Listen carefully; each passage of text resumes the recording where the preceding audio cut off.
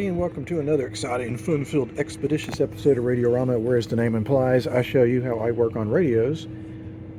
And today we have this 1952 Sonolor model. Well, not model, it's called a Sonolor Vidette. I'm not sure if I said that right in French, but as you might have ascertained, it's not American, it is definitely European, and it is French. And I've taken the back off of it already. I actually have another one of these brands of radios in my house. It's kind of unusual because I don't think France ever exported any radios to the United States. So the only way these came here is if a collector bought them or if they came over from someone that immigrated here. I do not know if it works, but I can't imagine it is that insane of a performer because it's only got 4 tubes. The rectifier, which is a 5Y3. This is a 6M6, even though it's I think it's equivalent to a 6V6, a 6H8. That's just 2 diodes, and I haven't gotten up here to see what that tube is, and there's an I tube. So technically it's 5, but really, if you're talking about radio performance, it's 4. So the reception would probably be okay for local, but not much else. But we'll see. First thing I'm going to do is the finish is very dry and sun bleached. So I'm going to see if I can salvage this finish by going over it with a helping of light colored Old English, and that'll soak into that wood and see if I can revive some of that color. Welcome back to day 2 of working on the Sonolor French radio, and I've been marinating it in various furniture products for a few days, and I think the finish, well, at least the color, is starting to come back around. I'm not sure if I want to refinish it at this point because it's looking pretty good, but I want to get the guts out so I can address the paint loss here. This is some sort of stamped steel surface. So I want to take the chassis out, the speaker out, get it down to the cabinet so I can really get in there and do a deep clean. Alright, well, here it is with the guts and the speaker removed. I've seen this in a lot of post-war European sets, and I'm not promising this is the case, but it's very, very cheap wood quality. Kind of very cheap construction. You know, a lot of materials were scarce, so a lot of these companies were making do with what they had. This front panel, I'm about to fold these tabs up, get that out. Meanwhile, here is the chassis. It too is very lightweight construction. The sheet metal is very thin. Speaker seems pretty nice, pretty decent, no tears. If I flip this over gingerly, we can take a look.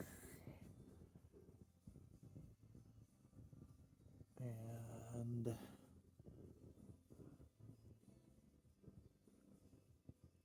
I think that's a replacement electrolytic, but it looks like it's mostly original. Anyway, whoops, don't want to do that. Let me put this down.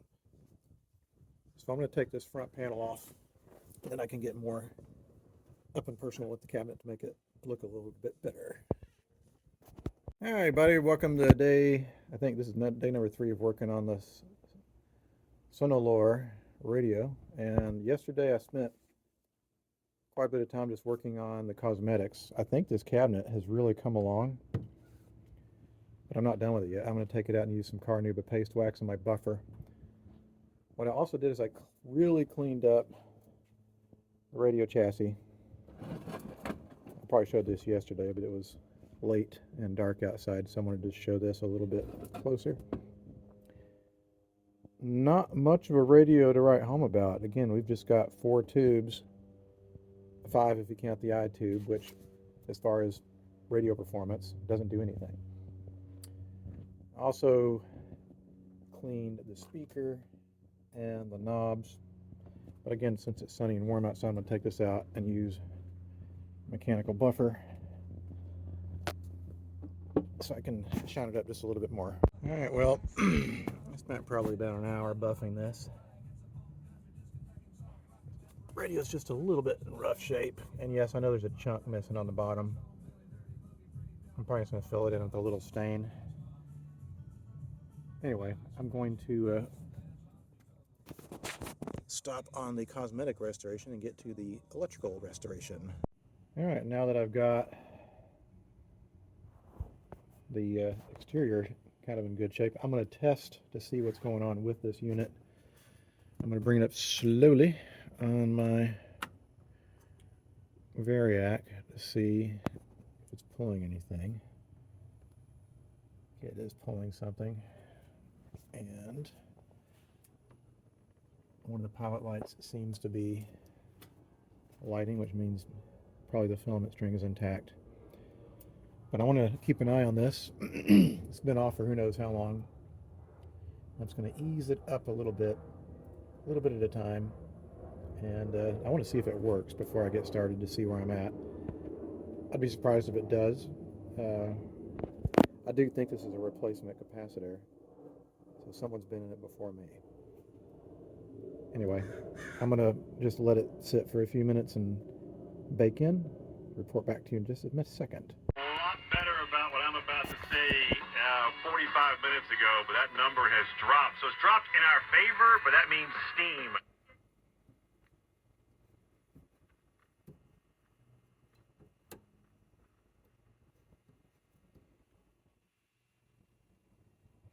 It's kind of working.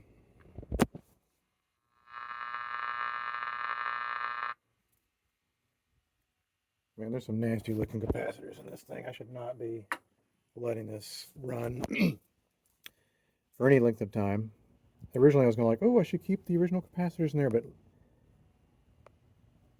I don't think so. And if I damage something in this, it's not like I can hop, skip, and jump down to the radio museum and get some more parts, because mostly what we get there is American.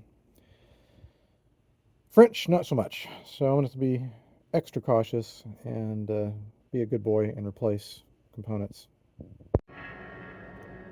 Okay, well, it seems to be working pretty good now.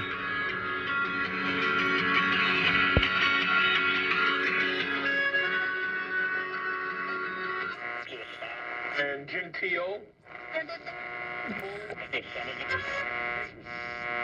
Shoplifting. White officer.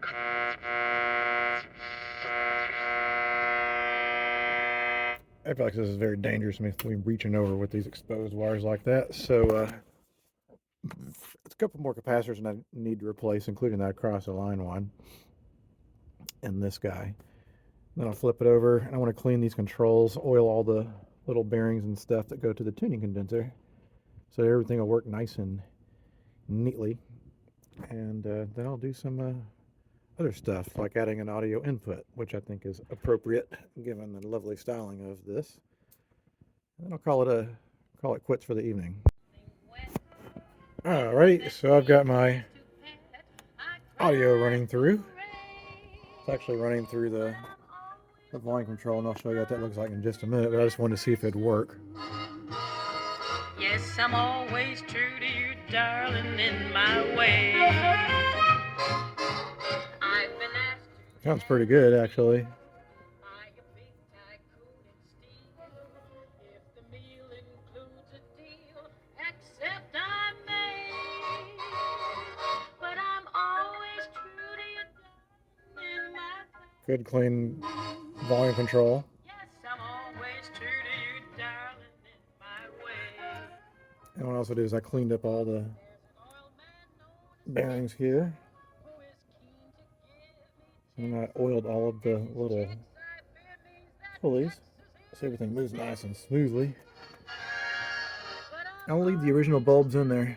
They're probably the original French bulbs. So why not? And you know what? Looks like tuning eye is actually okay too. So I'm going to see if I can get behind that to clean it up a little bit, because I don't want to damage that glass, because it seems like it's very fragile. But a few more things I want to do before I call it quits for the evening. I want to put a little glue in the cabinet because it is falling apart. Okay, so I actually pried up some of the glue blocks because they were almost coming off anyway. Re-glued them down. This part of this cabinet was coming apart, so I re-glued it and clamped it. I think that's all I'm going to do for the night. The electronics is pretty much done. The cabinet still needs some work. In particular, there's some rust on this thing here.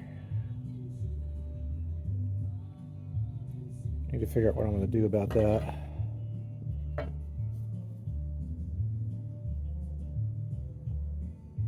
Boy, it's annoying. So I want to get rid of that detail there, but I think what I need to do is paint the rest of this cream. Otherwise it looks like crap. Look and see if maybe I can clean this grill cloth up a little bit. Welcome to day 4, working on the Sonolor radio, and the case is all nice and tight because I glued up all the loose joints in it. But now what I need to do is paint or repaint the escutcheon, or the frame around the dial. And what I did is I masked over the gold area that has the logo and stuff on it, and the rest of this shows total paint loss. I got some cream colored spray paint with this weird nozzle. I don't know what that's all about. 1 for high output, 2 for standard, 3 for low output, 4 for vertical fan, horizontal fan. I have no idea what this is for, but let me try regular. Alright folks, it is reassembly time. We've got the chassis all restored. I cleaned the grill cloth yesterday. I repainted at least the outer edge of the escutcheon here, and I polished up the knobs, and I cleaned up the cabinet. And before I continue, I just realized the microphone on my cell phone is messed up, and I have another phone on the way.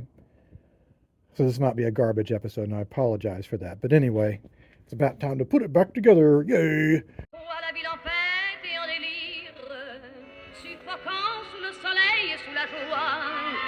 Et j'entends dans la musique les cris, les rires qui éclatent et rebondissent autour de moi. Et perdu parmi ces gens qui me bousculent, étourdi, désemparé, je reste là. Quand soudain je me retourne, il se recule, et la foule vient me jeter entre ses bras. Emportés par la foule qui nous traîne, nous entraîne, écrasés l'un contre l'autre, nous ne formons qu'un seul corps. Et le flot sans effort nous pousse enchaîner l'un et l'autre, et nous laisse tous deux épanouis, enivrés et heureux. Entraînés par la foule qui s'élance et qui danse une folle farandole, nos deux mains restent soudées. Et parfois soulevés, nos deux corps enlacés s'envolent et retombent tous deux épanouis. All right, well, it's back together again, and it's about as happy as a early 50s French radio is going to be. I'm kind of glad that I didn't refinish it. I think it looks just fine. So anyway, thanks so much for watching. I know that probably this episode sounds awful, but a new Google Pixel Pro is on its way, and that's going to give you even better video quality. In the new year, I'm going to try to switch things up a little bit. I feel like I'm getting really sloppy with these videos. So anyway, we'll see what happens. Thanks so much for watching, guys. I'll see you next time. Bye-bye.